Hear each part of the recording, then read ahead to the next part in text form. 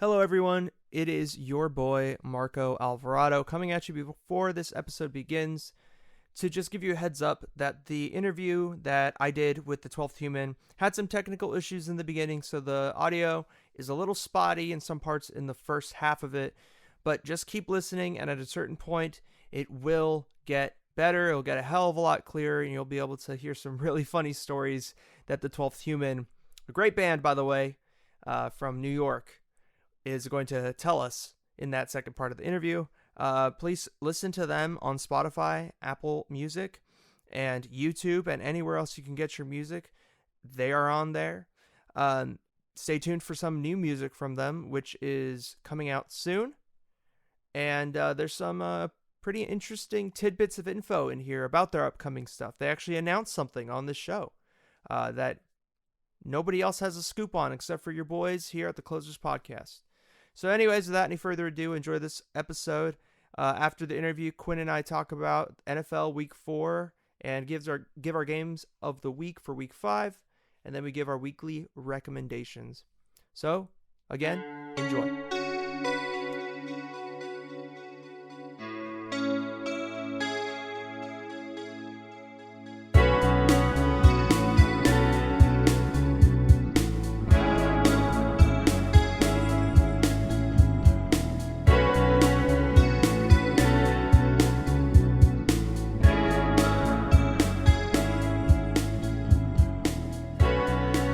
Everybody, and welcome to this episode of the Closers Podcast. I'm your host, as always, Marco Alvarado.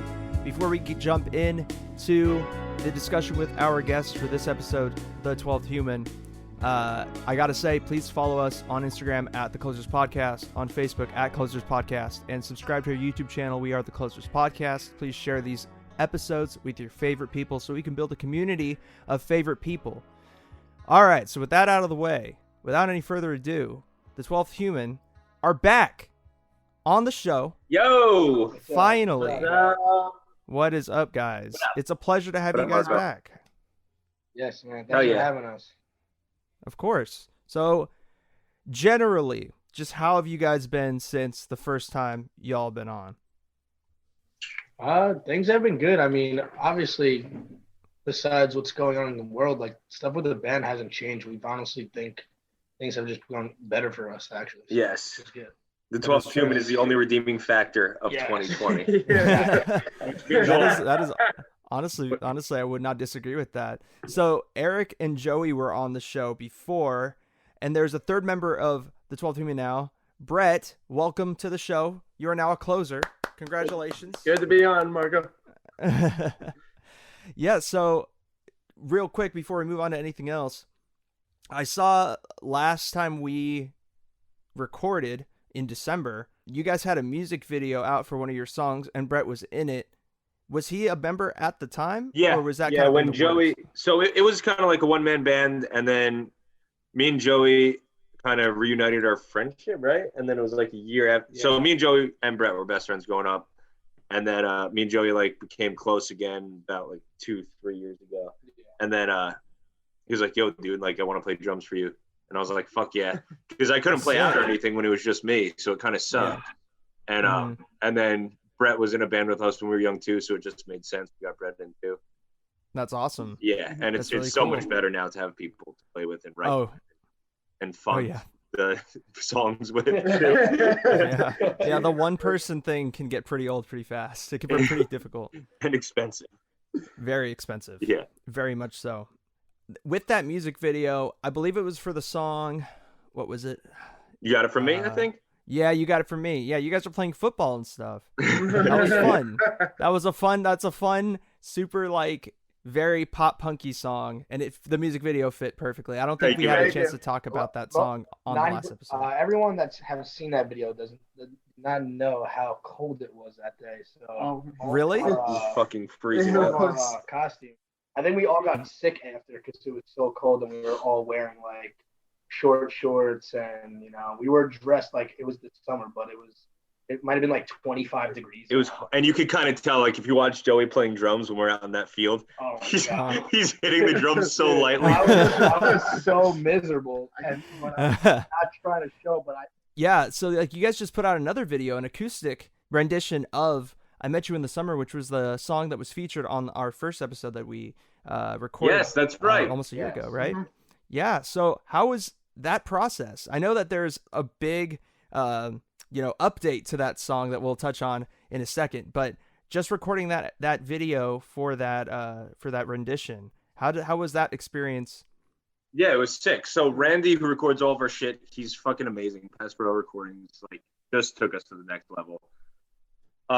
He bought a 4K camera, and it was Joey's idea. Was like, yo, we should do a video. It has like 200,000 plays now. So we like, how can we make more content surrounding that? We need to put something out. We weren't ready to put out our EP yet, so we thought that would be a good idea to put out in between, just to keep people interested in us. Like, we're always looking for ways that are interesting to keep people listening to us. So Randy just bought a 4K camera, and lo and behold, he's not only an amazing audio producer, but also he seems to be pretty good at video producing too. Yeah. He's just one of those guys. Yeah, so when we went to Randy's, he was showing us one of the videos that he made with his band, If I Were You. And I was like, wow, you made this? And he was like, yeah. And I was just so surprised how good the quality was. So I was like, all right, well, since we got so much good feedback on I Met You in the Summer, we're like, all right, let's keep the ball rolling with it. And we could put that out, release a video about that, and then we could have a little more time to work on our EP after releasing that. So it kind of gave us a little time. Yeah, that is crazy. And you guys got a bunch of listens too, right? Off of something pretty fucking cool, I must say. You guys were able to work with a Johnny Craig, actually a Sacramento local, which is where I hail from. Talk about how you guys got into contact with him and how that happened. Yeah, so the song initially, like that, we put it out first without Johnny, and it had I think it got like 2,000 streams, which compared to our like 600 streams on our other songs, I was like, okay, there's something here. Like, it's definitely a popular song. It kind of reaches a wider audience, but there's still like thoughtful input that our current audience would still like. So Joey has always loved Johnny Craig. So did I, but Joey really loved Johnny Craig. So I think you just hit him up on Instagram, right? Yeah, I just shot him an email, and he was just like, yeah, like, send me over the song, like, send it over as soon as possible, and we'll do it. And I sent it over, and we pretty much it was we were kind of like mind blown at the same time. We were just like, there's no way this is happening, like, yeah. And then. Yeah, he hits me up. He's like, yo, like, go on my Twitch. Like, I'm in the studio right now, like, streaming on Twitch, like, recording the verse for the song. And I'm like, what? I'm like, no way. And I call Eric. I'm like, dude, yo, get on this Twitch right now. Like, he's legit in the studio recording. And, like, we were just watching, like, him and his producer, like, go through what they were doing. And it was just sick. And we were then watching like the feedback from everybody in the comment section. It was just mind blowing. Yeah, people go, "What band is this?" I was like, "Oh shit, that's our voices." That's our voices, and he's letting his voice over. That's amazing. It's a real moment. Yeah. Wow. And we got something huge in the works. I think we can probably announce it, right? Yeah. So we're working with Beartooth on next EP. Yeah. What? Yeah, so we're gonna have. That's amazing. Yeah, dude. Yeah. Beartooth. That's fucking cool. Huge. How did that happen? That's crazy. So I just got on this website with listeners. If you're in a band, definitely check it out. There's a website called Feature X. They reached out and put me on the website, and then I saw Oshi was on it too. So I had them put me in contact with him, and then me and him were chatting over Instagram, and we're just getting the final mix ready. Are there there's a lot of other artists featured on that website? Yeah, dude, it's the best website ever. It's got Randy's on there, I'm on there. There's a lot of good people on there. So definitely check it out. Oh wait, was Kellen Quinn like featured on there? Was he doing like a 5-song thing where he was like a promo? Okay, I've seen that before then. Yeah. Okay. Yep, Kellen's on there. That's crazy. Yeah. Wow. So are you guys pivoting more in that kind of like Beartoothy kind of direction, or is he more so really fitting in with what you guys are doing? Yeah, I mean, I think all of our songs kind of like are so different, but also the same in a way. But this new song that we are getting him from Beartooth on, it's kind of definitely directed a little more on the heavier side. Well, just heavier for us, not really heavy, but just heavier. So we thought he would sound really good on the song. So Yeah, because we grew up all listening to music like that. Like the music we play isn't really what we grew up listening to. Yeah. So we've always had like that. You could hear certain influences in it. And now, once we knew we were collabing with Beartooth, we wrote this song specifically Oshi in mind. So, and you'll hear it once the song comes out. Wow. When do you think it will be released? Is there any timetable on that, or is everything kind of? Hopefully 2 months. We're going in for a final studio session at the end of November. Yeah, hopefully 2 months. We're trying to decide if we want 4 or 5 songs on it. That's fucking awesome, man. You guys are blowing up. You guys are about to blow up. Is that that's what you're telling me right now? That's That's crazy. Yeah. No, that's really cool. So, like, pivoting to more COVID talk, like this year for musicians, I mean, you guys are definitely, kind of anomalies, because a lot of musicians, the trajectory of what's happening in a lot of musicians' lives is going down. Yeah. So have you guys been affected at all, like significantly by what's happened? Or I mean, the only thing that's kind of been affected is us really like, jamming in a studio together.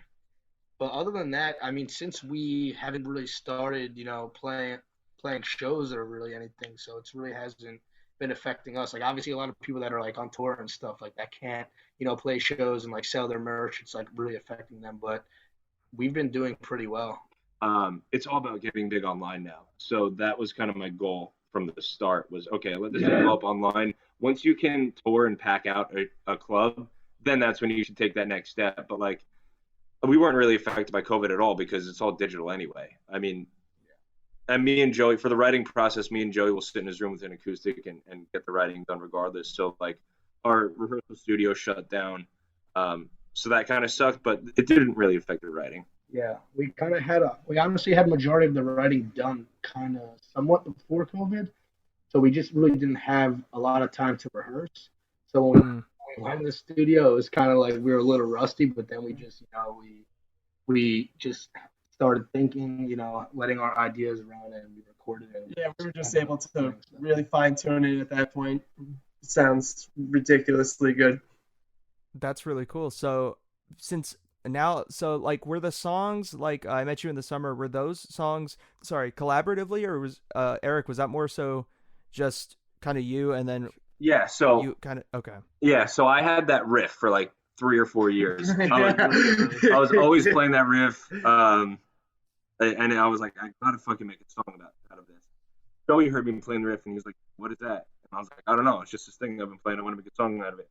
And then we were kind of messing with vocal melodies, and then I was just like, yo, check this out, I met you in the summer. And then Joey was like, yo, that's it. And then we kind of built the whole song around that. It was like this. I think we actually wrote, I think 2 of the parts on the way to the studio in the car. The verses, yeah. We wrote like the verse and the bridge. No. So we were joking around, like so there was no big ending. You know how we have that big ending, kind of explodes. Randy was fucking around. Randy was fucking around and put fake drums in the background, and I was like, "Yo, that's actually really fucking good." And then I laid down we were still like not sure about it. Then I laid down a distorted guitar, and then Joe threw drums on it. And we were like, "This actually sounds fucking amazing." And then we were like, "That's the ending right there." That's sick. Yeah. Yeah, the climax at the end just like at first we makes didn't it kind of like a party. Like we had the climax, but it wasn't really, the energy wasn't there. Yeah. Yeah. And we had Johnny Craig come onto the track, and he even added more into that ending. It just skyrocketed right after that. Together. Yeah. We were actually about to leave the studio, and then Randy was fucking around with the drums, and then we all sat back down. It was a joke. But your point about us like writing it on the way, I just wanted to touch on that. Like, I always think my songs kind of coming out when you're not like fucking banging your head against the wall trying to think for it working. Because they were forcing shit. Right. Serendipitously. I remember I heard Dave Grohl say that when I was a kid, and it's definitely true. Yeah, absolutely. Somebody just randomly come to you like, "Oh yes." Voice memos save your life. Voice memos, yes. Exactly. You should hear my voice. Oh my god, it's filled to the brim. You don't ever. I bet you can release just a whole EP of voice memos. Yeah. I bet they're great. I bet some people would want to hear them. Eric's voice memos are just like melodies, which like with like funny humming tones. It's like, and then this part goes da da da da, and I'm gonna go. But that's how you have to do it. That's like, so since things are becoming more collaborative with you guys, how have your guys' influences from the music that you each listen to personally? I can imagine there's overlap, but how has that affected the trajectory of the band, would you say? Hugely, I think. I was kind of like always in like, let's just keep it like alternative rock, catchy, focus on the hook, and just have kind of like power chord with straight drum beats. And then Joey has like a big hip hop background, so he's always coming in with these like Drake type melodies, is what I call them. And it, I love when he comes up with them because like it's just a melody that I wouldn't have thought of. So it's amazing to have that. Like something that shouldn't be in this. On this new EP, even further, like Joey sings almost just as much as me on this new EP. So it's a really different sound. It's a more mature sound we're going for. We're harmonizing each other at certain parts, so and our voices just sound good together. And when we first started writing it, we set a rule. We said, okay, if we're not like totally sold on a hook, we're just trashing the whole song like relentlessly. We can't have a song that doesn't have a good hook. And we kind of stayed true to that. And I wish it was out so I could speak about some of the songs. But it's just so frustrating, like not being able to let people hear them yet, because like they just sound great. They came out really good. Randy did a great job, and we really worked hard in the studio to get these done. I can imagine. I know you guys work really hard. Are we gonna be able to hear Brett sing at all? Maybe at some point. We'll keep him on the bass. Yeah. Actually, Brett's girlfriend was drunk last night. She was like, Eric, you should let Brett sing on some songs. I was like, I want to hear Brett sing. Wait, what did you say? I sidestepped it. Eric acted like he didn't hear. Brett doesn't have a bad voice, but not necessarily. Dang. You gotta hand to girlfriends, man. When they're in your corner, they're in your corner. She backs me up. So aside from the Beartooth feature on the upcoming EP, what other things are you guys excited about this upcoming record? Yeah, so we're gonna have a second feature on it that we can't announce yet. We're just getting ready to solidify some things on that. But it's a pretty big feature as well that we're super pumped about. So more to come there. But about the all the songs are like very different, and like I said, have catchy hooks. And in my personal life, my dad actually passed this year, so that's like the whole theme around the entire EP is like, so like lyrically very heavy, but we still try and keep it fun where the songs allow for it. And on the songs that aren't so fun and more like emotionally heavy, you could definitely hear it there. And I'm really excited about how much effort we put into it. Oh, dude. First, I just want to give my condolences Thank to you, bro. because that's really heavy. And but second, I know that from great adversity, like losing a loved one, like the art that comes out of that is kind of a gift within itself. So yes, sir. Yep. That's good that you're taking something pretty heavy and turning it into art. I'm really excited to hear it. Yeah. So I was actually thinking about it, like all the lyrics I wrote when I was single, and now I'm in like a happy relationship, so it's hard to write lyrics about like being sad about a girl, which is inevitably what most of them end up being. I'm like, yeah, I have all this new content to write about and all these new thoughts to get out there. So it's, if you want to look on the bright side, that's one of them. The least you could do is come out with some good music. There you go.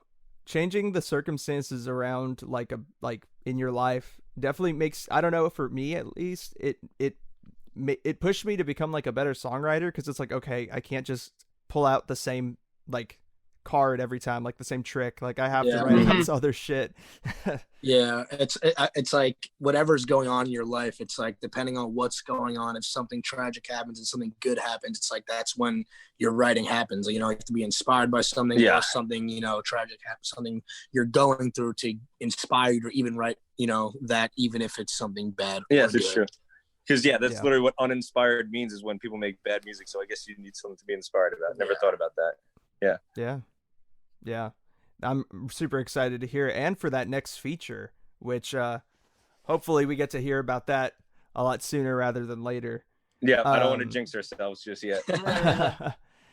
How are you guys So like, I know we talked a lot about marketing in the first interview and just like how online, is the way to go. Like you guys talked about getting that promo from Shoe Nice and fucking like all that stuff.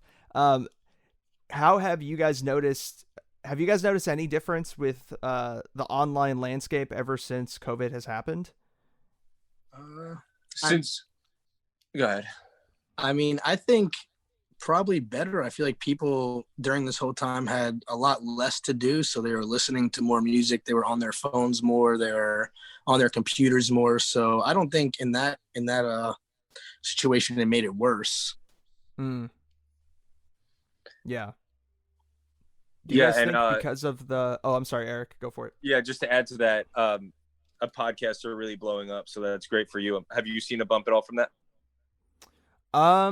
No, actually. No? It's kind of the inverse. We've lost some viewership, but it's not necessarily because of the time. It's more so just because we took a break in the beginning of the year because I went to Sweden for a couple months. And nice. Yeah, so when I was over there, I didn't do the pod, and then when we came back, some people just didn't realize that we were back, and we lost some stuff. But it's more so about just, at least for us, it's more so about just kind of having fun and just talking to people that we enjoy talking to. Yeah. So, and also we have a core viewership that still listens. Nice. I know a lot of people probably listen at work too. That's where I used to listen to most of mine. So maybe that was due to some of the drop off too. Yeah, or just on the way to work or on the way home from work. Oh yeah, that's a huge one. Yeah. Long drives are where it's at. Yep. Definitely. Have you guys noticed like an influx of newer artists now, because there's like so many people, so many more people have like free time now because of people getting laid off maybe, or just, not working, or, a variety of factors. But have you noticed like more people trying to get within that musical space that you guys inhabit, or not so much? You're breaking up. Oh, okay. Get off Wi-Fi here. Need Wi-Fi for Zoom? No. You don't? Hey, can you hear us, Marco? Yeah, I'm able to hear you guys fine. Okay, it's way better now. I got off Wi-Fi. Say that one more time. I'm sorry. Yeah. So because of the coronavirus, people have a lot more time on their hands. Mm-hmm. Most people, because of the economic times we're living in as well that have come with the virus. So because of that, a lot of people have turned to music, started making music, maybe like picking up a guitar and stuff. Have you seen a rise just within your own personal spheres of like music just being released, or a lot more people have reached out to you, or what has that been? Not so much reaching out to us, but I just know, like, anecdotally in my own circles, is a lot of my friends started making, like, one of my friends made some electronic music. Some of my friends picked up some guitars. I know you started learning guitar. Yeah. I'm definitely a lot better at guitar than I was before the whole pandemic, for sure. So yeah, I would say there's an uptick. Nothing really in like the online social circles that we kind of dwell in. Yeah, I mean, I feel like the only thing I've really seen with like bands were just like doing live performances in like a rehearsal studio or something, but like not even that much more music made, which I thought there would have been a lot more, but I'm guessing that wasn't the case. It is kind of cool though. Like if you look at Code Orange. Yeah. Oh, dude, they're killing it. They took COVID by the fucking horns, and they're just crushing it. That live stream they did was so ridiculous. I know, like, they missed out on a tour with Slipknot, so they did that instead, and it was so sick. Oh yeah, we're gonna go to that. There was this September, yeah. Yeah, that Code Orange is fucking awesome. They're one of my favorites. Yeah, it's crazy how the drummer, I forgot his name. I don't know their names. I only know Reba, but Jamie. Yeah, Jamie. How he like is not the drummer anymore. Or he's like the screamer now, or I don't know what he's. Oh, yeah, really? Yeah. He used to scream and play drums, and I guess this one they got so technical that he kind of just became the front man. And who drums? Yeah, they got a new drummer who's fucking amazing. I forget what band he was from, but he's incredible. Oh, that's sick. Yeah, it's crazy to see the progression, especially like how they were like Code Orange kids, and then they dropped the kids, and now they've like matured it's like so like symbolic too. Yeah, it is for sure. Yeah, they were just like Philly hardcore kids, and then now they're hanging out with WWE people. I know that they just hang out with Triple H just all nonchalantly. It's hilarious. Yeah, they blew up like crazy. Huge. Now Slipknot, like Slipknot shouts them out all the time. Who's literally the Code band Orange in metal? awesome. Slipknot. Yeah, still going strong. Yeah, a lot good of for people them. didn't think that they would be able to hold it up, but I mean, they're doing something right, I guess. Yeah, they're sick. Slipknot's fucking awesome. Yeah, they are cool. Have you guys seen them live before? No, I haven't. I wish. Man, yeah, they're crazy. That's I like just saw one them this band, past October. That's like one band. Like there was always been a few songs I loved of Slipknot's, but I was never like a huge Slipknot fan. But it was just also always a band I was just like, I need to see them live just one time, just because I can't imagine it not being incredible. Oh yeah, that's how I was too. I used to be a huge Slipknot head, maybe like middle school, like a lot of other like teenage boys were. But yeah, over the years I just stopped listening to them, and I saw them back in October. They played Aftershock, and that was crazy. Like that crowd was insane. I bet. I remember when we were little, we used to be like, dude, I heard people put nails in their boots at Slipknot concerts. Like, people die there all the time. It was like Slipknot, Korn, and then like Lamb of God. I was always like, dude, their shows must be insane. Like, I would go. That's hella funny. We used to watch the Wall of Death videos on YouTube and be like, look at that, dude. Look at those Wall of Deaths were those are serious. They were insane. Yeah. Like, we weren't just like, it wasn't only because we were kids thinking like they were insane. Like, they were insane. Like, I guarantee we'd watch that same video now and be like, I would still not go to that.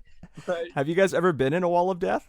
I mean, like a pussy one. We used to go to like the Devil Wears Prada and Skyline Drive and Vanna. Oh, okay. Yeah, it wasn't a real, they were Wall of Deaths, but the crowd were so different that like it wasn't a violent Wall of Death. Like if you go to a Wall of Death at a Lamb of God show, the crowd is definitely like more scary, violent people. So like the Wall of Death is definitely crazier.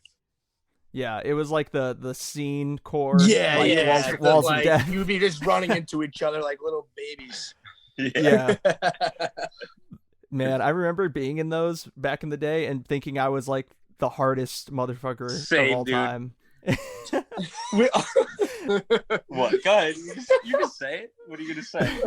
So we used to practice our pit moves with each other. This is so crazy. Listen, we were like 14, 13, 14, and we would like practice our pit moves and like show each other and be like, yo, like was that good? Like, did I do it right? And then like we would go to shows and do it and be like, yo, did you see me in there? Like, and we were like so serious.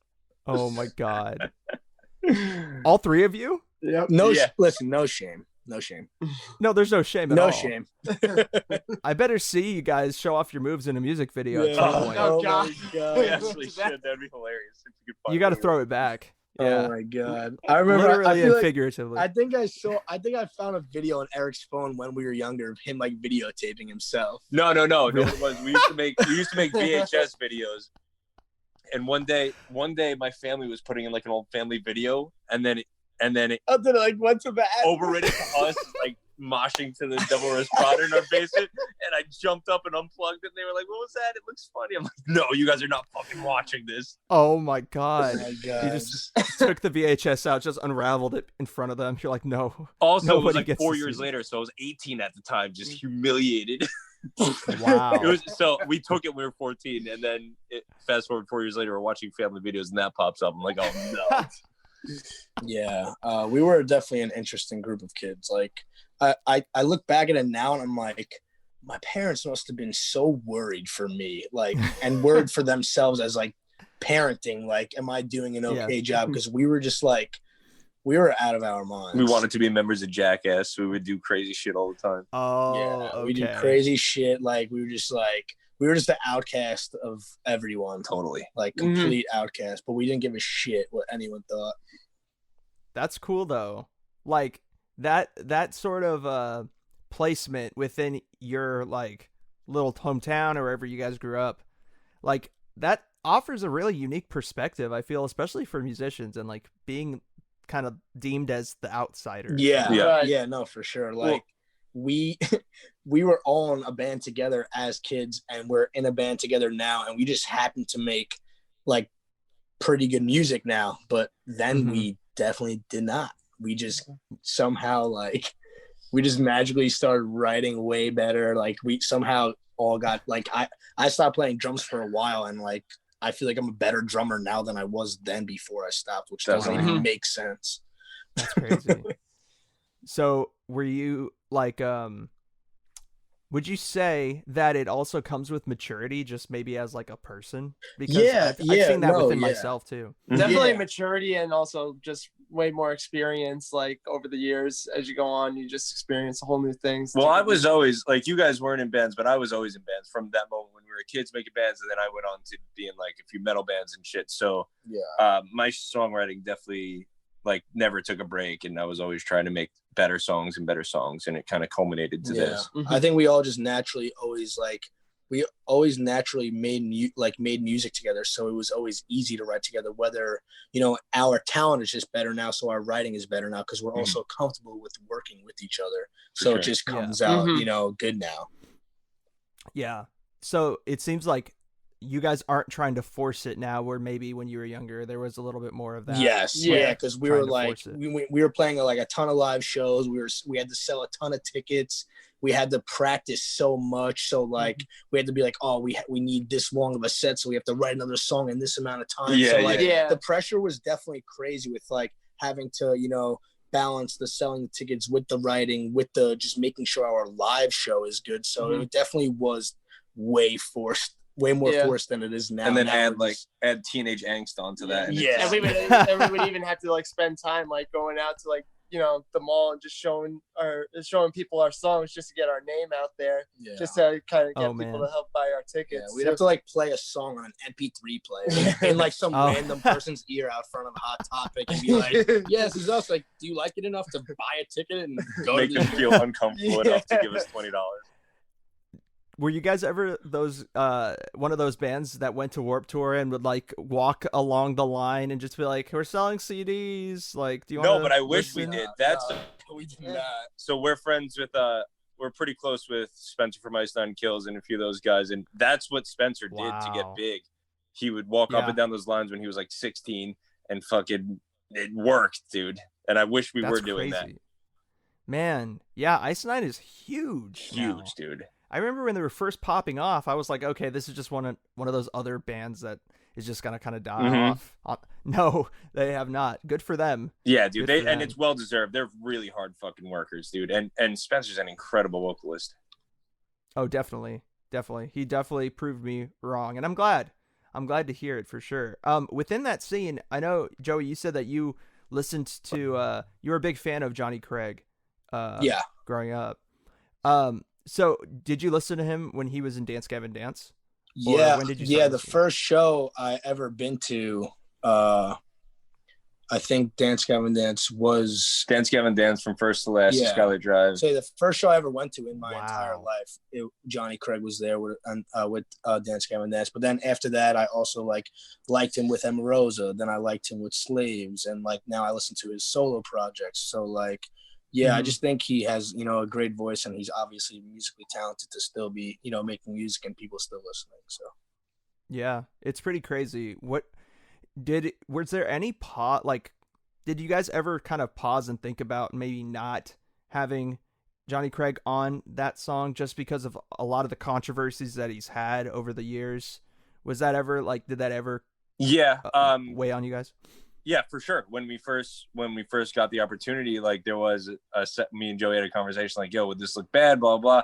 And like the truth of it is whatever he's doing in his personal life, nobody was going to listen if we didn't do this regardless. So we had nothing to lose by putting him on there. And it might bite us in the ass in the future by maybe some other guest vocalists will turn us down because we had him on a song. Who knows? But I try and separate the art from the artist. And I'm not saying I never really looked into what happened to Johnny, but he was good to us, and he's a fucking great singer. So why not have that add to our art? you know. Yeah, we kind of put aside anything that anyone, you know, that he did in his personal life. Like, you know, if you make good music and you're like, you know, passionate about it and you want to work with us, like, you know, if we can make a good song together, like, you know, not that I'm encouraging anyone to do anything bad, you know, but it is what it is. And I think the song came out great, and hopefully people continue to listen to it. Oh yeah, especially because it's like you guys have like a pretty strict, just professional relationship with him. It's not like really anything extending further. So I wouldn't describe it anything more than professional. Like that's really all it is. Sure. And also like I just anytime wanted to give you guys a chance. And anytime the thought enters my head of like, oh, we can't do it because so and so might say something, like my initial reaction always like, fuck that, dude. We're doing what we want to do. We have to be true to ourselves. Yeah, definitely. Yeah, I just wanted to give you guys a chance to talk about that aspect of it, just in case there's anybody who is curious about I that. mean, I'm sure like a ton of people that make music have done messed up things in their life, but you don't hear about it because they're not famous. So it's like, it's not like before he did a song with us, he's like, oh, wait, like, are they bad people? Like, did they maybe do something bad in their life? But you just don't hear about it because we're not famous. So like, who gives a shit? And to be honest, I was expecting more of an adverse reaction. Like, if you look at the YouTube comments, I thought they were going to be like, yo, fuck these guys for working with him. But there was only like one comment that said something about like drugs and abuse. And listen, like I said, I mean, we don't support any of that, but you got to separate the art from the artist sometimes. Yeah. Especially, I mean, when you're trying to make a name for yourself within music, you know, there's very few opportunities like that spring up, and you have to make the most of it. Yep. So, and I say yes to almost any opportunity, and it's gotten me far. So. Oh yeah. Saying no is one of the worst things you can do, unless it's absolutely like you cannot do something. Yeah. I mean, no matter what, no matter how many people don't like anyone we do a song with, if they make good music and they do have fans, it's gonna, no matter what, work more in our positive favor. Yeah, I feel that. You know. I support that. It's interesting because a lot of the people that we've had on the show to talk about that kind of touch on that aspect of like separating the art from the artist and all that. I honestly expected more people to be on the side of you cannot separate art from the artist. Like they're one and the same. But I've been surprised a lot. Like almost everybody has that I've talked to who makes music or is some way involved in art all agree that you kind of can you can separate them enough in certain aspects. Yeah, like still consume it. Like imagine if every R&B singer didn't make a song with a rapper who like raps about doing drugs and, you know, weapons and stuff. Like if that was the case, no rapper would ever be in a collab with anyone. And also like you're free to disassociate from the band if you're not into that. Like that's totally cool. I respect that. You know, don't listen to it. Yeah, that's true. Yeah, you have your choice. Yeah, and that's like good. Like, how dare you not listen to us? You know, if you don't like that song because of who's on it, like don't listen to it. That's fine. You know, we understand. Yeah. You know. Yeah, that makes sense. So to pivot a little bit back to something we were talking about before, about kind of not forcing it anymore. With, you know, when you were younger, there was just a lot more pressure for you guys and other bands and stuff and other projects. So with this project, do you guys feel like you're not really you're trying to obviously make a name for yourself, but you're not trying to kind of fit a mold or kind of like be anything other than yourselves? Yeah, we always strive to do that. And you can kind of hear that with like the collabs that we're doing. We're not that type of genre of music of these people we're partnering with, but like we're still writing things that are true to ourselves. So we like to make all kinds of music, you know. That's why it's like you could see that all of our songs like definitely do different from one another. It's because like all of our, you know, taste of music is different. But as far as pressure, I started feeling it once our last song blew up. Now it's like I'm writing these songs and I'm thinking like, fuck, people are actually going to hear this now. So it's got to be good. So the pressure isn't gone. It's still there. But I kind of just try and let my mind go to where it has to go. So I'm not thinking about that as I'm writing, because then I'm going to write shit. Yeah. And we know, like, we'll listen to something, like, say we write something and we record it and we listen to it, like, we'll be the first ones to say, this sounds like shit. Like, we can't let this out. Like, we have to do better, or, you know, scratch the song completely. You know, it's like, we know what sounds good and what doesn't. Yeah, definitely. Definitely. You guys know yourselves the best. I mean, nobody else is you. So totally makes sense with the recording process. I know you guys have been using, I forgot his name. You said him earlier. You guys have been going to, I think Randy is his name? Randy Pascarella, from If I Were You. Yeah, you guys have been going to working with him for a while. Has he brought anything differently to these mixes and to these upcoming songs that maybe hasn't really been present before in your other songs, your previous songs? Yeah, so I consider Randy the fifth member of the band. He plays just as much of a part as the answer is yes. Absolutely. Like, I tell him all the time, I owe him endlessly. He's such a talent. If you listen to Tall Sun, that's the first song I ever wrote, and I didn't go to Randy, and luckily I found Randy early, and he is a huge part of the band. I mean, he's like the painter, and we're telling him what we want the paint to look like, and he is the canvas. So he helps so much. Yeah. He just knows, like, we can just be like, oh, we want it to, like, you know, give this vibe or sound like this or do this, and he's just like Dexter's Laboratory, just like just does some shit on his keyboard, a couple clicks on his mouse, and we're like, holy shit, that sounds amazing. Yeah, because we're the type of band, as much as I respect people who want to, like, match their live sounds as much as possible and want it to sound like Led Zeppelin would, of just going into a rehearsal studio and recording right there. We spend, like, every second of every song, we're sitting there and going, like, how can we move that? Should we redo this? Like, we're making sure it's as good as it could possibly be before it's released. Yeah, and and I think what's so good is Randy helps us out so much. He does what he does so well, but in the same sense, we are also the same kind of people that we have our music sounding great, but not overly produced, even though he does so much good to our music. Yeah. And it allows us to be very intentional with each piece of every song, which I love. That's I would prefer to record than play out any day, and I love sitting there and writing and coming up with new ideas in real time. And he allows us to do that. And he just, like, feels the direction that we're going in with each song, so it's easy to kind of communicate where we're trying to go with it. Like, when we're trying to figure out what should come next, it's almost like right off the bat he has an idea that can just connect the two pieces and just take to another level. Yeah, I'll be entirely, like, incoherent with what I'm saying to him, and somehow he gets it. Wow. He sounds like a genius. No, he's a fucking wizard. He's the best. That's awesome. Man, yeah, I would love to talk to him at some point. That'd be really cool to pick his brain. You should. I would love to. I'll definitely reach out, see if he's available. Yeah, I'll shoot you his Instagram. Yeah, that'd be awesome. What is maybe... I'm trying to think of how to phrase this. With these upcoming songs, I've already asked, I know I've asked about, like, your guys' influences, and Eric, I know personally there's a lot of stuff there for you.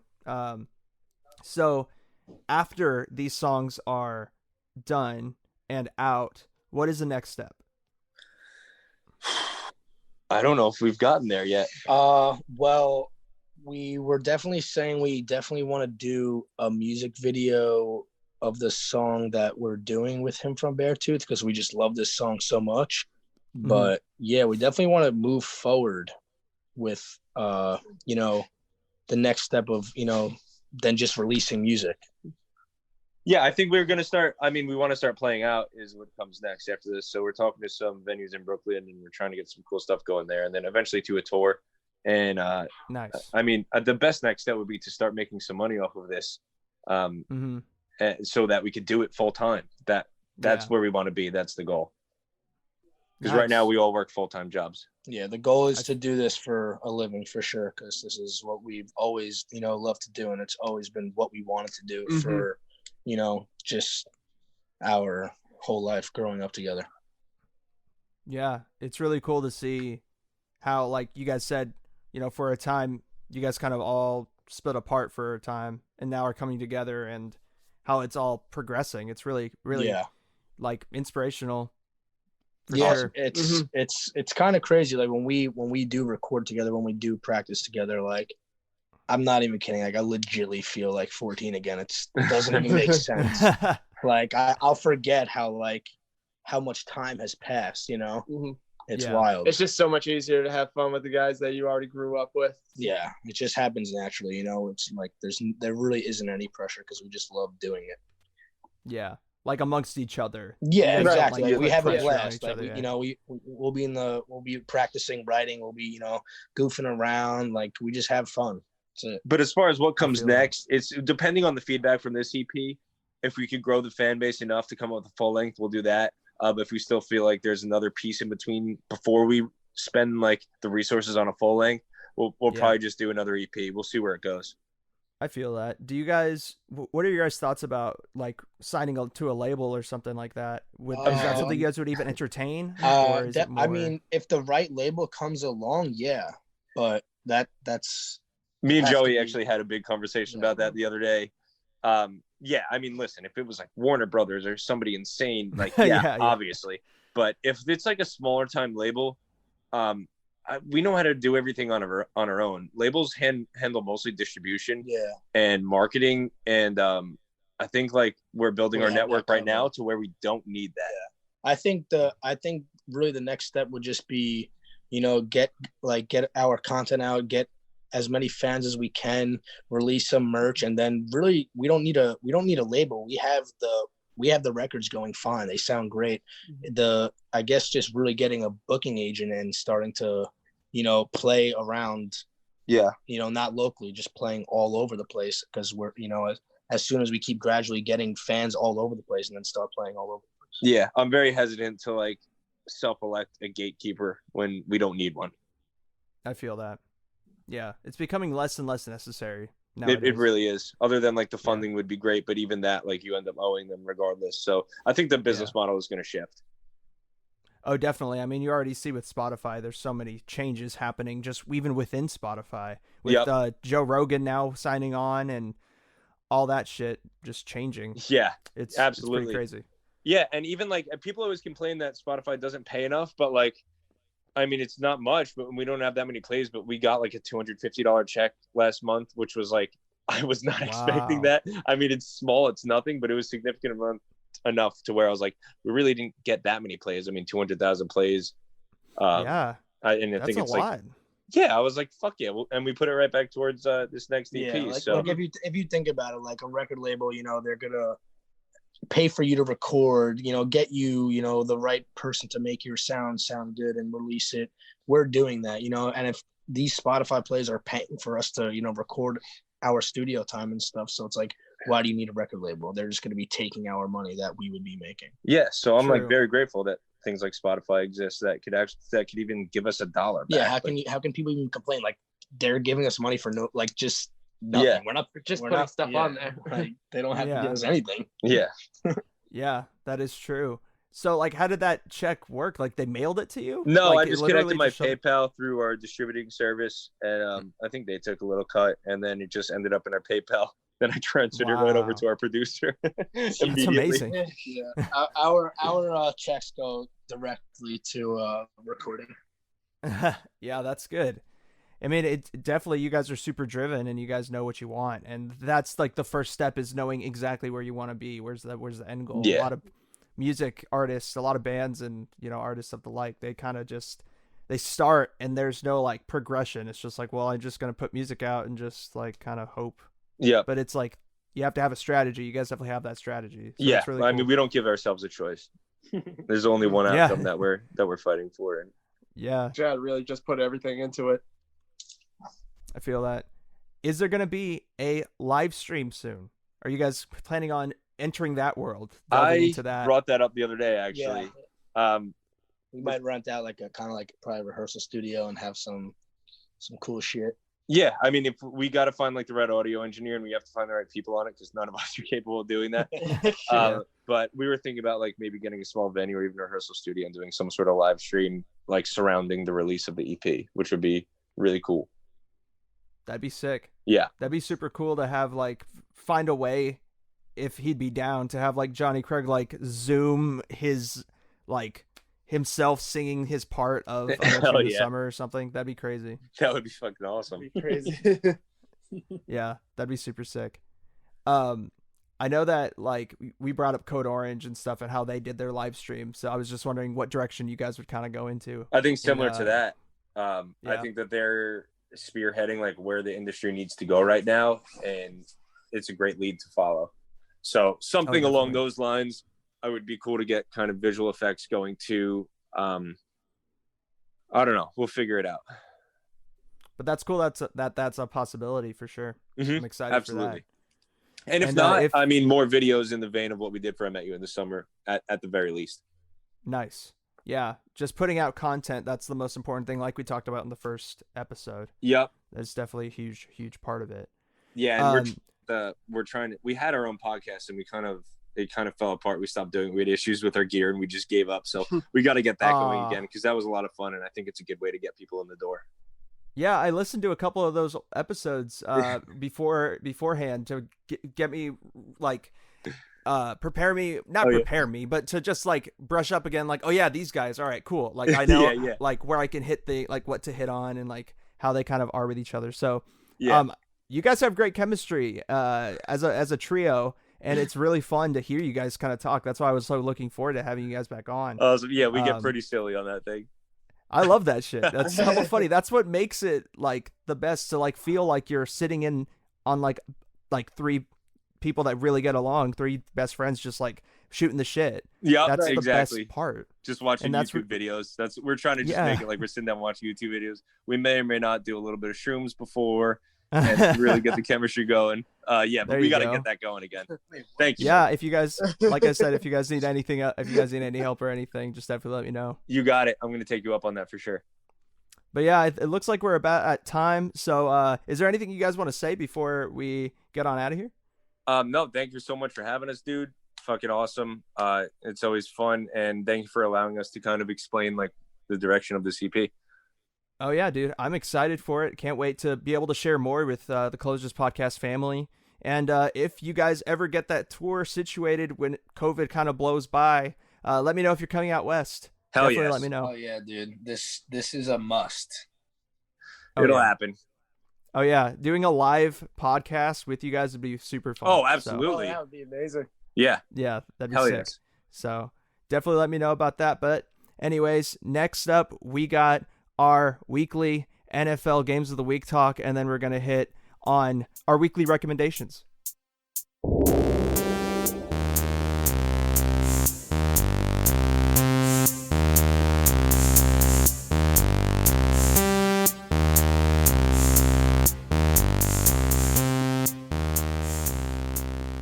All right, guys, hope you enjoyed that conversation with our homies, the 12th Human.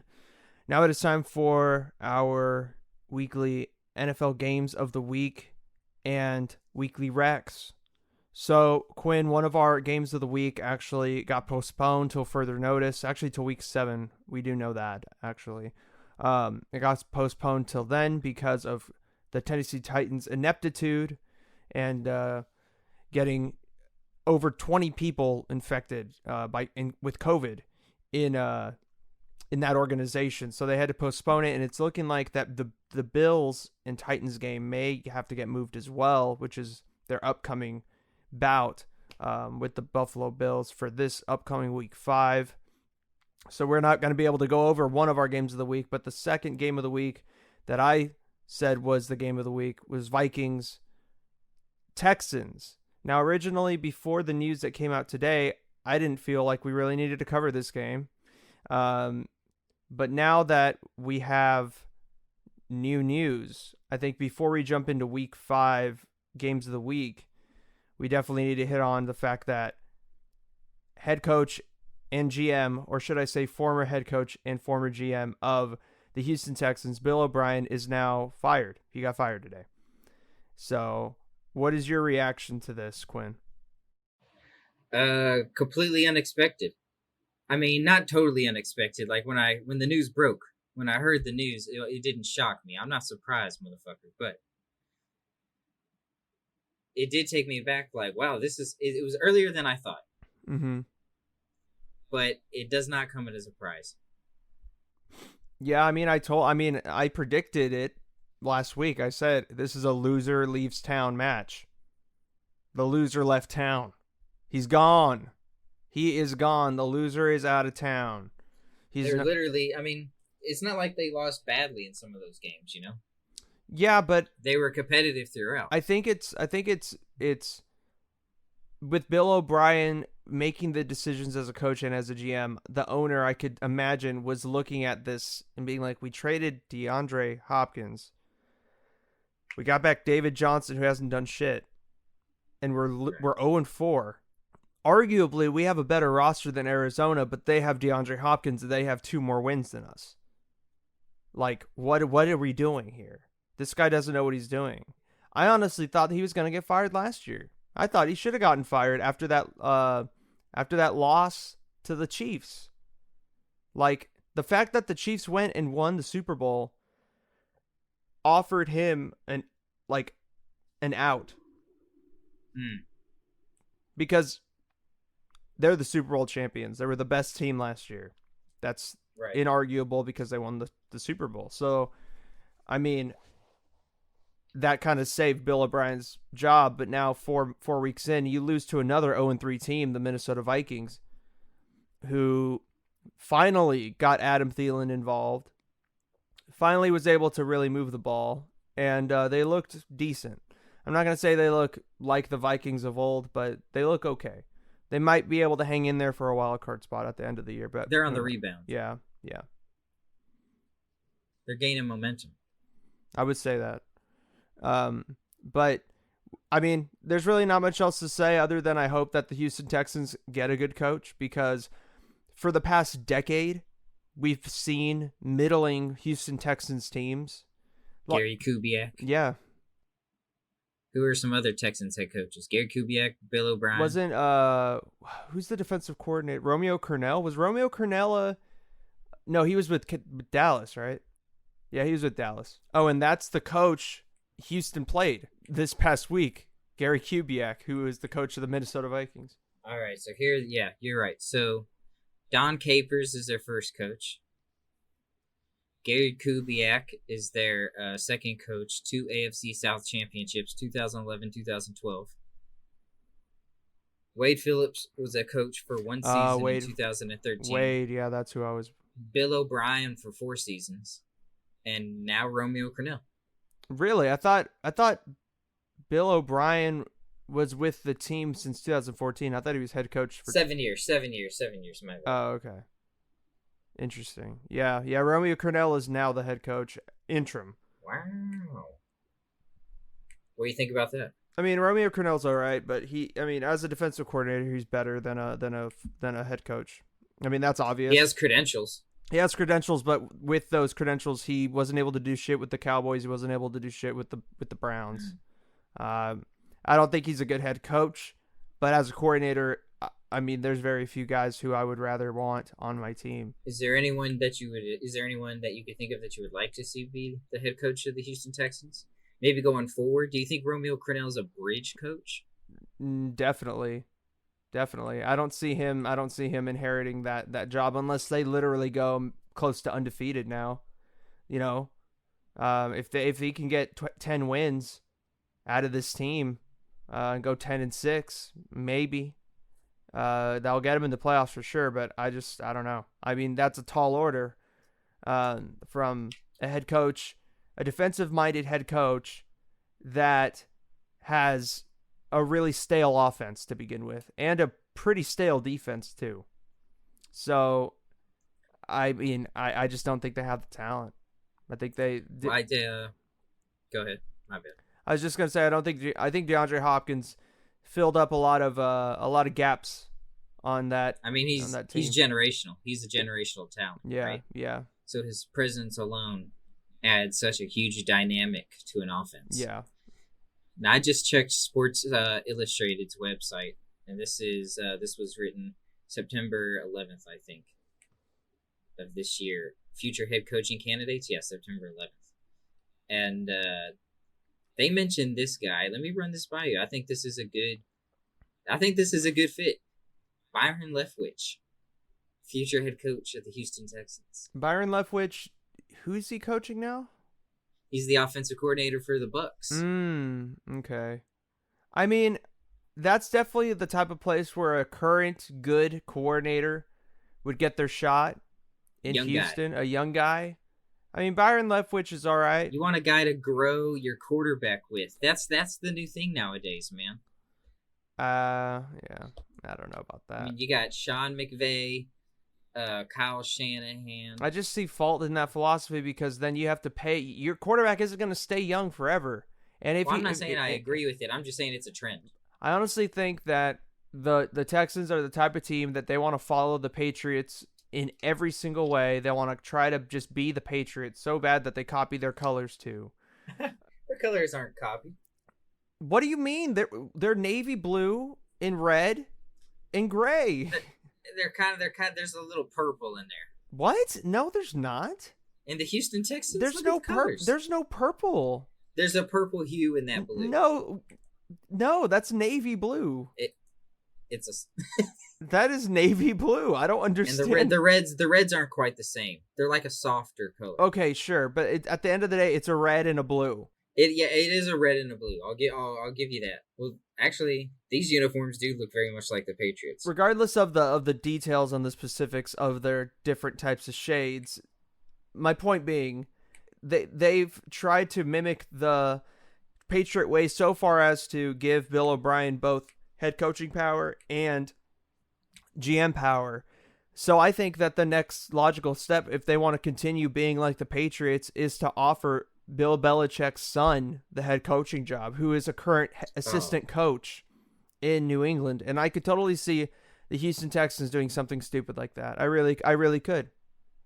And then I could see them actually doing okay next season. And then that just gives cause for the owner to keep, Brian Belichick or whatever his name is, around for the next 7 years, just like Bill O'Brien. And they're just middling again, and they're just not any better. That's what I can see happening. Well, you definitely have to let Deshaun Watson have a say. You have to put him in on the process at this point. Oh, yeah, he is a franchise quarterback. Mm-hmm. You know what I'm saying? Mm-hmm. I agree with that. I think I hear your choice, and I think it's pretty good. I like Byron Leftwich a lot. I think that'd be super interesting. If they were smart, I think they would go with Byron Leftwich or somebody of that sort. But I think that they have been blessed by the football gods. They were gifted J.J. Watt. They were gifted Jadeveon Clowney. They were gifted Deshaun Watson. The Bears gifted them Deshaun Watson. And Will Fuller's pretty good. He's developing. Yeah, Will Fuller and DeAndre Hopkins. They had a bunch of talent, but I don't think it's necessarily because they're able to really scout these guys out. I just think that they're just no-brainer picks that just kind of fell to them, and they're like, okay. This is the team that went out of their way. Their big free agent signing was Brock Osweiler 4 years ago. And then a year later, he got traded with picks to the Browns in a salary dump. I don't think that these guys are smart. I don't think that the front office... I think Bill O'Brien wasn't smart. If they separate it out and give the GM to somebody and give the GM position to somebody and give the head coaching job to your guy, I think that's a great move. You have to separate the power. If John Gruden had both GM and head coaching responsibilities, we would be worse than we are as the organization is in terms of the Raiders. So I don't think that really works anymore unless you're Bill Belichick, who is just literally, he's a dictator in his own way. And a tyrant. He's a tyrant, and that works for them. Good for them, but that doesn't work for everybody. Joseph Stalin or worse? Where would you put him on the dictator scale? I don't know. I'm not going to go that far, but I just all I know is that that is how he kind of rules, and I mean it works. It's worked for him, but we'll see what happens. It'll be very interesting. So going into these games of the week, Quinn, what is your game of the week? Do you have one, or would you like to defer to me? You can go ahead. All right, my game of the week for this week. Kind of an interesting slate of games that we have here.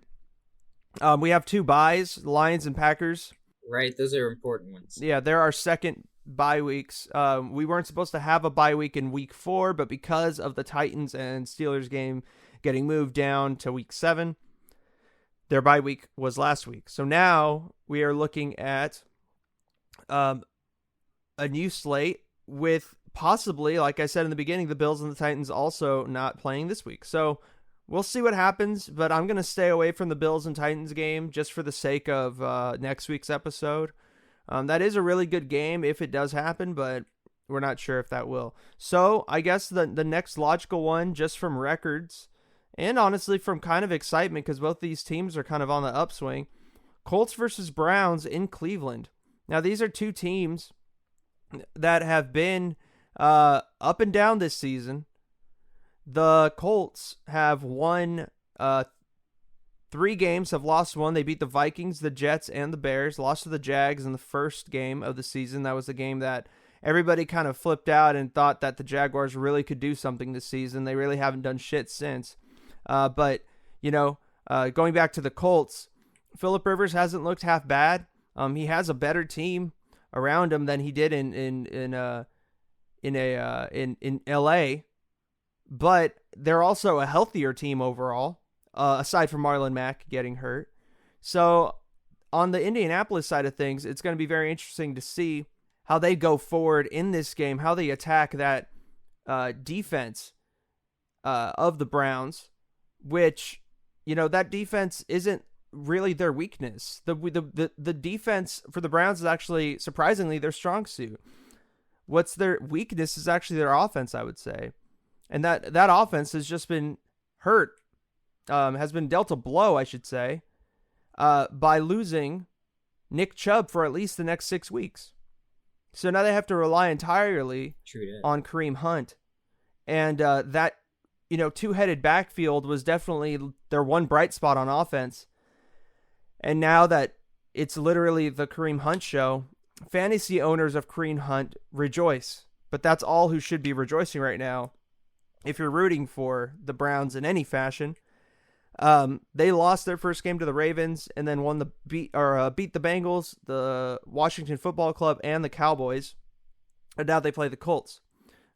So this is going to be a very interesting game. They played 3 pretty mediocre, is putting it very lightly, football teams to get to 3-1. This is their first real test. I know they played the Ravens week 1, but that's not really a test. You're going to lose to the Ravens if you're the Browns. It's just how the world works. At least for this season, that's how the world works. But the Colts, that is a winnable game, and that's going to show the NFL a lot, whether Baker Mayfield really can do something this season, whether that be just make it competitive against the Colts defense that actually is playing like they want to get to the playoffs.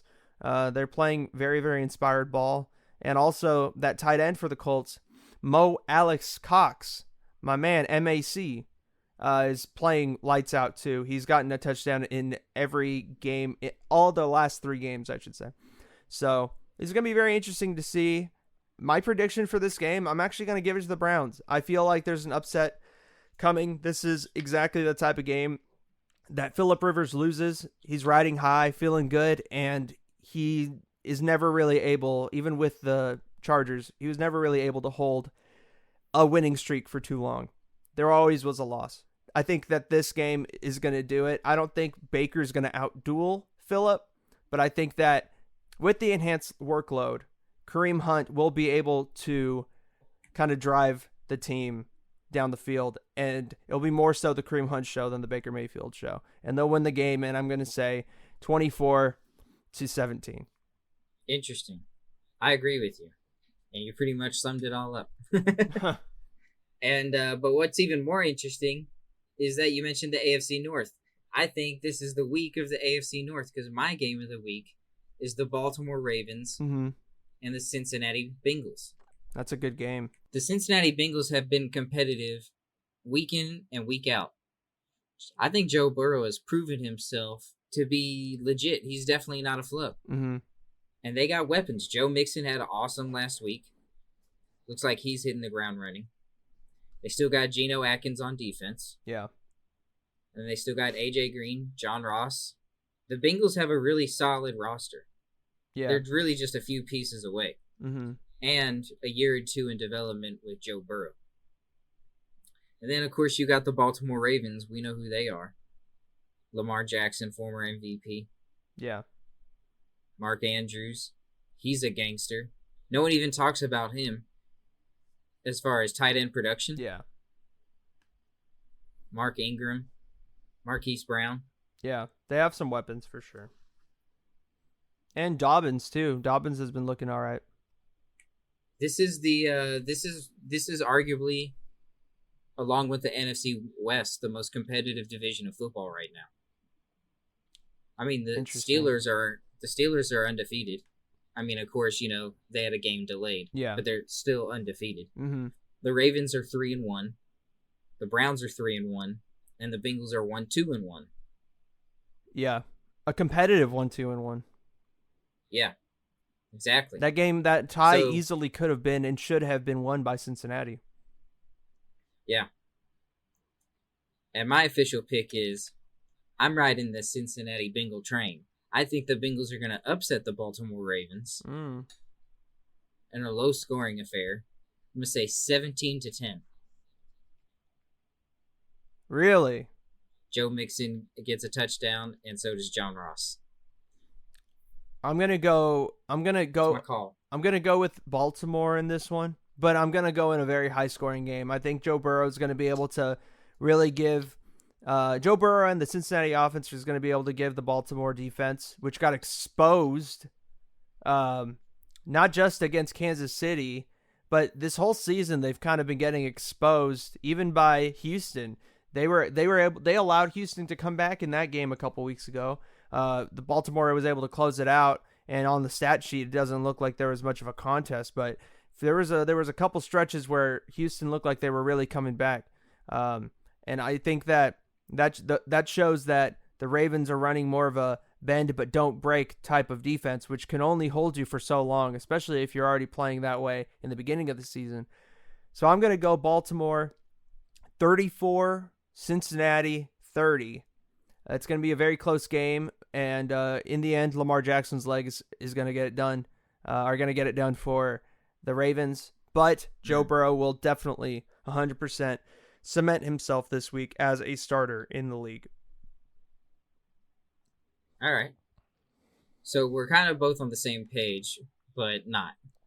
We have different conclusions. I think that the conclusion will be the same. It's just that he's going to be able to make a statement without winning. Just like the Chargers quarterback Justin Herbert, he lost against the Chiefs. Yeah, he lost to a divisional opponent that went to the playoffs last year, won the Super Bowl, and was able to make a name for himself and, be kind of revered for a couple weeks, and showed that he's a pretty good quarterback. He can hang in the NFL, and I think Joe Burrow is going to further cement himself, because I believe that Joe Burrow has done more, obviously, than Justin Herbert at this point within the NFL. He's played more games. Right.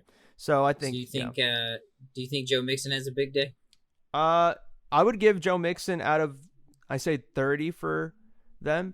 Yeah, so I'd give Joe Mixon probably. Or you think it's all Joe Burrow? I'd give Joe Mixon maybe two touchdowns, but one of them is a reception. One of them's a reception. Right.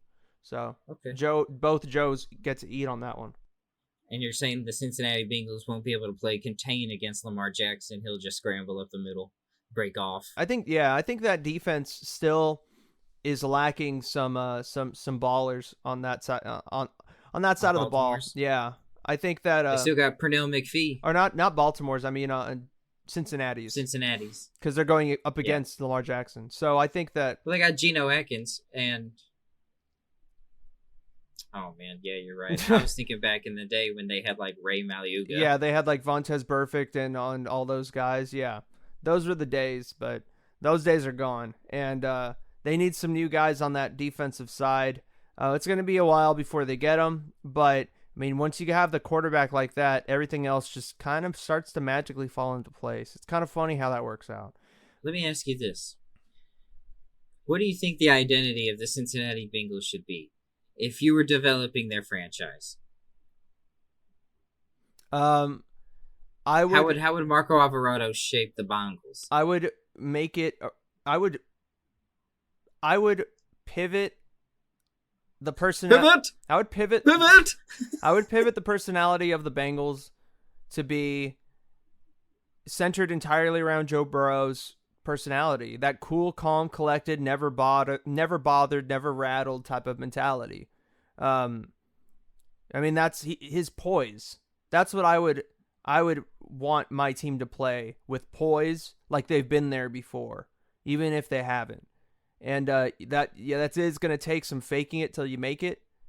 But at the end of the day, I think that's one aspect of the NFL game that you don't really see from young teams.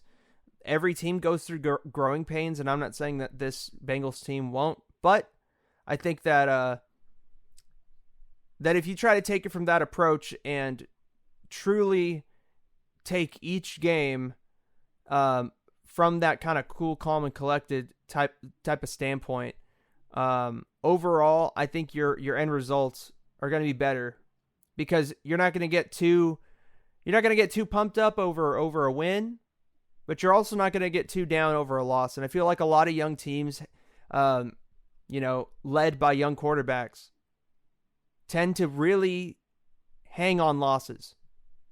So, yeah. So especially if your prediction's right and the Ravens lose this game, that'll be 2 losses in 3 games. I mean, I think the Bengals are a sneaky team this year. They're not easy. They're not an easy out. They don't have Ryan Finley playing as their quarterback anymore. So, true that. So, I mean, I that's what I would go. That's how I would do it if I were Cincinnati. I'd want players that have that kind of poise, that aren't going to just, like, it's great to play with excitement. It's great to play with ferocity and intensity, but there's never really been an NFL team. There's been a couple of young teams that kind of are just act like they've been there before. And the most recent examples that I could imagine, I mean, they're going to offend you. I'm sorry that this is going to offend you. I already know it is, but the Niners of last year, and also the Seahawks when they first popped onto the scene of Legion of Boom. Those are like the 2 teams that I can think of off the top of my head that really embodied that type of philosophy. And do you so when you're building a defense, do you build from the back in or from the in out? If you're Cincinnati, you have to go from back in. You have to go from the DBs. Still got out. Geno Atkins on the line, so yeah, you got a solid piece. Exactly. And the thing is, if you have a really good secondary, just like a DeAndre Hopkins, you have one good wide receiver that can... Carlos Dunlap. One good wide receiver can put you over the moon. Relatively speaking, over the moon. As to where you would be without him. But a really good corner or a really good safety can do the same thing for your defense. It's going to be interesting to see where they go forward. But nonetheless, those are our picks for week 5 of the NFL season. And once again, I picked the Cleveland Browns to upset the Indianapolis Colts on Sunday. And Quinn picked the Ravens to lose to Cincinnati in an upset. I went the other way. I said Baltimore over Cincinnati, but we both think Joe Burrow is going to ball out still, regardless. So it'll be very interesting to see. Make sure to tune into those games. And now it is time for our weekly recommendations. Yay, weekly recommendations. Oh, man. All right, so Quinn, what is your weekly recommendation for this week? So my recommendation is a documentary, Cinema Verite, also aka Direct Cinema. Kind of sound like a pompous ass right there, but I just studied it. And it's high school 1968 documentary that was made by Frederick Wiseman. And basically, what this documentary is, what Direct Cinema means, is just taking the camera and being absolutely observant, voyeuristic, a fly on the wall. You don't interfere, you don't impede, you don't interact with any of the subject matter, the set, the characters. You're literally just there. And this film, High School, does this at a high school in 1968. Oh, okay. And while of course the way it was edited, the way it's filmed, you think maybe this takes place in one day. But if you pay attention to the editing, you know, and you can understand that it was not. It was a single camera film, so they wouldn't be able to get an hour and change film, you know, in one day. Yeah. Of footage. It gives you a perspective of what high school was like in 1968. Your grandparents. So a camera in a high school footage gives you an idea of what high school was like for people in the 60s. That pivotal time in people's lives, you know, a building block where you discover so much of who you think you are. Yeah. And are yet to develop into. You know, how the outside society, outside of high school, impacts, how it leaks in. In 1968, this is a very pivotal time in America, obviously, so there's some reflection on that, on the socioeconomic status of Philadelphia. The high school takes place in Philadelphia. Oh, it's in Philly. Yeah, so it gives you an idea of you know, the socioeconomic reality they were living in the late 60s. You know, bad things happen in Philadelphia, right, Quinn?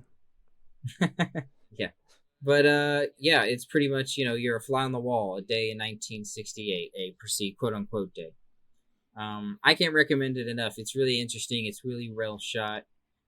Even though it seems to be void of a plot, yeah, you are able, as an audience member, to develop the own narrative, you know, as long as you're paying keen attention. Interesting. To it. So I can't recommend it enough. 1968, High School, shot by Frederick Weissman. Is it on any streaming service that you know of or anything like that? Canopy. Okay. Never heard of it, but okay, cool. If any of y'all have Canopy or want to get it, that's where you can check it out. My weekly recommendation actually is a movie as well, or a film, as some would say. Now, this movie is kind of out of left field for me because I'm not the type of person to watch movies like this. I, as you know, Quinn, am the type of person, I am somewhat of a snob when it comes to film. I'm trying to break out of that, and this is an attempt of myself trying to do that. This is Fast and the Furious 6. No, it's not Fast 6. My mom the other day was watching this movie on Netflix. It's also free on YouTube. And I like had it, like she had it on and I was watching YouTube videos and like eating breakfast and I kept glancing up and I was just like, what is this movie about? Because I didn't know. This movie is called East Side Sushi. It is directed by Anthony Lucero and it stars Diana Elizabeth Torres and Yutaka Takeuchi.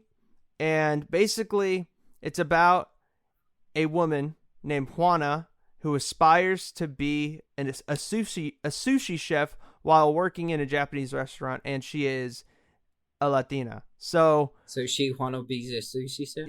Yeah. So she wants to be a sushi chef, but it's very interesting. The reason why this movie I'm recommending it is just because I don't think I've ever seen a movie include both Mexican culture and Japanese culture and kind of like put them at odds against each other in terms of like a Latina woman wanting to become a sushi chef, right? Like, and the Japanese people who own the place are like, no. You know, you always see a either Asian or Latin character trying to break into white culture and be accepted by just the greater white voice, right? Of whatever movie it is. That's generally what I've seen, at least. This is one of the first movies where I've seen it's two minority cultures kind of at odds with each other. But of course, in the end, everything is fine. Everything works out. Now, it's not really not a spoiler. This is a very campy, very cheesy movie. So I'm literally, you already know what's going to happen from literally my synopsis. But nonetheless, it's a very interesting movie. And it's one of those movies that you can kind of just chuckle at because there are some things that are said, especially if you are Japanese or you are Mexican, that, you know, comments are made and it's just kind of funny. But overall, it's a good time if you're just trying to sit and kind of turn your mind off and not really watch something with too much of a analytical eye. I can picture you eating Captain Crunch and just dying laughing at random moments in this film. Just That's basically it, yeah. East Side Sushi. It also takes place in the East Bay, hence East Side Sushi. It takes place in Oakland. So it's a NorCal film. It's a NorCal film, and it was filmed in Oakland. It's in the NorCal Library, the Library of Northern California Films. Yes, it is. Where would you place that? The Library of Northern California Films? Yeah. Probably Oakland. Where? Really? Yeah, why not? It's just an interesting choice. Not what I would have chosen. Where would you have chosen? Stockton? Yeah, of course you would have chosen Stockton. University of Pacific. Make some money off that library of film. Sure. I'm just playing. Actually, it should be in Sacramento. Yeah, I could see that. It should be in Sacramento. It should be in the capital. It should be on Sac State. You could have people come and like talk about their film. That'd be cool. That'd be very interesting. Yes, at CRC. No, I don't know about that. I think Sacramento State. Yeah.